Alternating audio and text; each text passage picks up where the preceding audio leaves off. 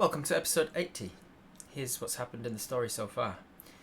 Apis Hive, a hill dwarf ranger, had a terrible nightmare of 3 years prior when they were returning from a hunt to their local sheep herding town of Shafgushel, only to find that the entire town was destroyed and covered in this green haze of poison from the local green dragon, the one who runs the nearby forest, Unguhef. Apis found a bunch of their friends and family dead and vowed revenge on Unguhef, only to wake from that nightmare 3 years later, having spent the last 3 years studying dragons and living off the land, living in the wilderness. They were nearby a small frontier town of Shadridge, and decided it's about time that I go back to town and grab some belongings, grab myself some new rations, and fix up this blanket and such. So they did so. They went into town, they met the townsfolk, and also learned that the mead was not coming from the local meadery, so they decided to go and investigate. When they got there, they found the farmer was dead, unfortunately. The apiarist was dead, and his bees had been stolen. Tracking the perpetrators down, they found a bunch of goblins. They rescued a giant bee called Mel, who became their companion, and they saved the town, as it were. They decided to investigate the goblin issue further and found the goblin camp with even more goblins, slayed a bunch of goblins, found some elven towns in this same forest that had been affected by the goblins and helped them to rebuild. And then after spending some time with the elves, they eventually went back to Shadridge to discover that there was a darkness among the people of Shadridge, in particular some shadows that were draining people of their energy, necromantic style, and killing some old folk. They tracked down the perpetrator, a weaver called Sally, who was practicing necromancy, and they drove her out of town along with the townsfolk mob. She's still at large somewhere in the forests. You didn't get rid of her, you just drove her out of town. So she's still around somewhere. Having dealt with a couple of problems for Shadridge now, Shadridge started to really admire Apis for their work and their help. Apis helped to put together a menagerie in honour of the god of the hunt, Altamez, tracked down a Sasquatch, and that went to varying degrees of success. And then they headed to the nearby city of Fondurg. Well, barely a city, just an established town rather than a frontier town.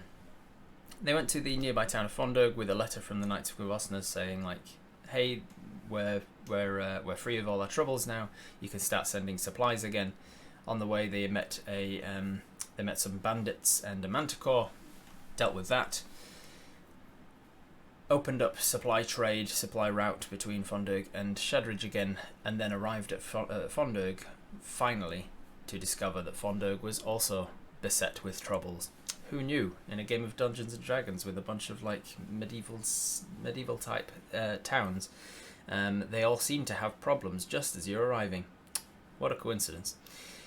You arrived at Fondurg. The problems that they were facing was a green dragon, a smaller green dragon, not Unguhef, but as you learned, Unguhef's child, Lucifreak, who had been kicked out of home by Unguhef and was salty towards his father and had vowed revenge and taking down his father.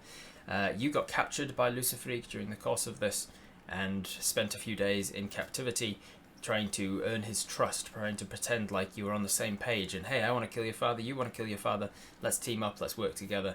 Unguhef did eventually team up with you reluctantly and wearily, to his downfall, because as he teamed up with you, you managed to get some allies, some help from an outside source, and take Lucifreak down. You killed the green dragon and freed all of the captives. Congratulations, well done.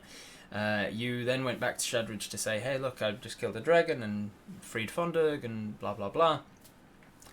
And from there you went up into the forests to say the same to the people of the Four Sisters, the elven villages that you'd been previously helping out. When you got to the Four Sisters, however, you heard a lot of rumours about demons in the nearby forest. Can you just keep things clean for 5 minutes?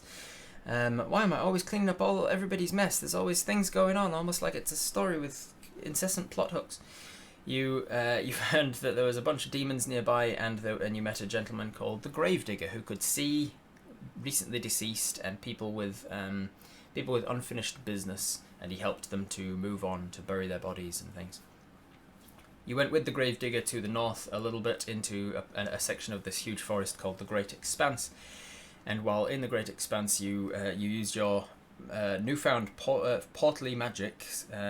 You started to discover that you are what's called a Horizon Walker, a rare person that is born in every few generations that can manipulate the fundamental magics of the universe that keep the different planes separated, and you can manipulate them to discover where portals are, or to jump between planes without the need of portals and things like that. As you were discovering these abilities, you used your newfound magics to hone in on where the source of this demon problem was coming from, and sure enough, you found at the base of a mountain a portal to the abyss that was spewing demons from it, essentially. You decided, no thank you, I don't have what it takes to deal with a demon portal right now, so I'm gonna go get some help, and help you did. You went and started rallying your allies and things. Eventually you went back to where you'd previously discovered a portal to the Feywild, and after much reluctance you decided to take up an Archfey on his offer of help. This Archfey in particular, a particularly merry gentleman who had come to you in dreams and whatnot, allowing you to start learning of your abilities, and had extended an invitation to join him at his house at your earliest convenience. And you'd been putting that off a little bit, but you decided, all right, we'll go to the merry gentleman's house and ask him for help. He's a very powerful archfey. He probably knows a little bit about closing portals, and he can teach us how to close this demon portal, and so on. You stepped into the Feywild portal. Unfortunately, however, with Feywild magic, when you step out of the Feywild, unless you have Fey blood, unless you are from the Fey or descended from the Fey, there is a chance you forget your time there, and forget your time you did. As you stepped back into the material plane, having forgotten your time in the Feywild, I completely time skipped over your time in the Feywild and jumped back to the moment that you came back to the material plane. You had a letter in hand saying, from the merry gentleman, saying you've probably forgotten what you did while you were here, but basically go find my champion seed. At a local village, blah blah blah. There's help you can do. I need your help with certain things. Long story short, you found this wood elf hermit fella called Seed, and his abandoned wood elven village that was very mystical and important in nature. And you helped Seed. You started to help Seed with fixing up these ancient magical artifacts called sentinels.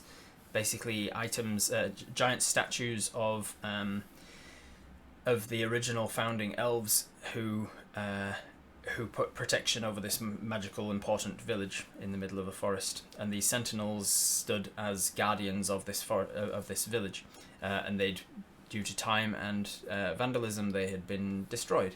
Seed was only one man and was finding it difficult to fix these up alone. So the merry gentleman had sent you to help. So you started helping Seed with these things. You found some myconids, some mushroom people, and while doing a mind meld with these mushroom people, with inhaling the spores that they produce, so that they can all sort of join a mind, it was discovered, hey, you've got a big memory block here about your time in the Feywild. If you go get me this particular type of fungus, we can clear that mind for you. So you did so. You went off and got some fungus. You came back and said, here we go. And you were suddenly thrust back into your memories, remembering your time in the Feywild. We then jumped back in time to the time that you stepped into the Feywild. And we are now telling the story of your time in the Feywild, what happened before you came back to the material plane. So we are sort of in the past, or in your memory, if you want to think of it like that. And we are in the Feywild exploring what happened.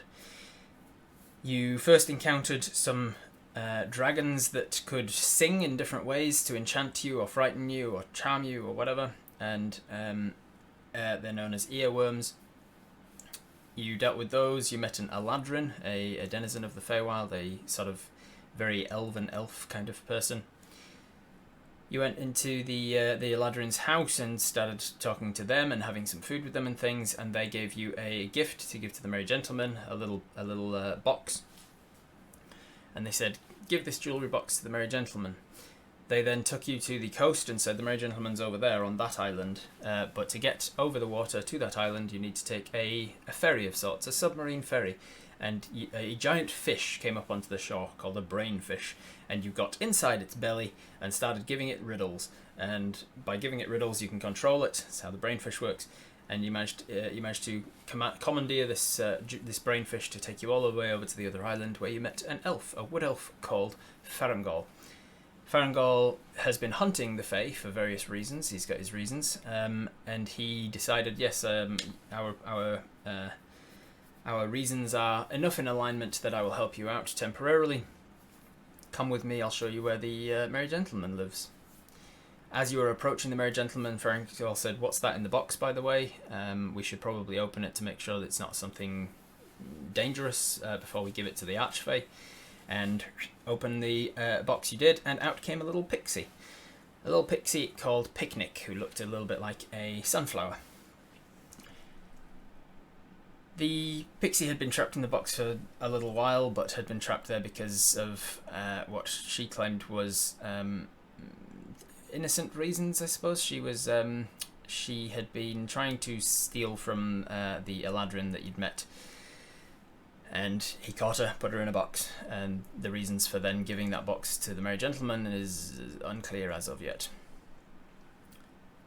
You arrived at the Merry Gentleman's house very recently, and the Merry Gentleman welcomed you in and said, hey, your skill with a bow is fantastic, your skill with unarmed fighting is still pretty good, your skill with a sword needs some serious work.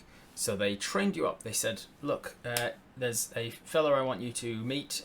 He introduced you to a centaur called Rikash, and said Rikash will train you in the ways of sword and fighting and whatnot, and they give you your next level in fighter, as you've been training with this centaur Rikash.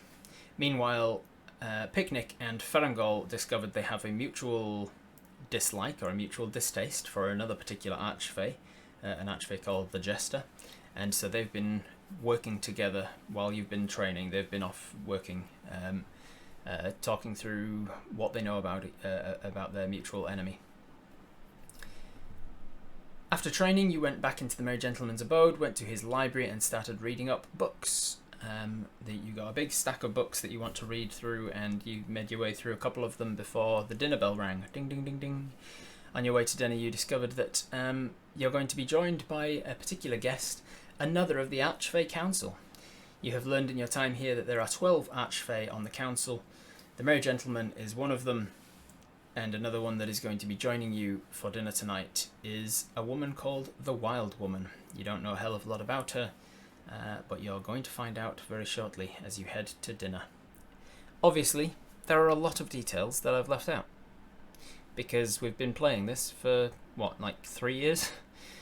And this is episode 80, and each episode is a few hours long, so there's a lot of things have happened in this story that we haven't talked about. If you want to know all of the story, you can go back and watch the previous recaps, probably in this playlist, if we've still included this in the recap, I don't know. On my YouTube, you can find a playlist full of recaps every 5 episodes or so, and you can also find the playlist of the entire series so far that you can start gradually working your way through. Did you know that this whole campaign is run live on my Twitch channel, with the people in chat controlling the actions of Apis Hive? Well, it's free to go and make an account and join in over on Twitch.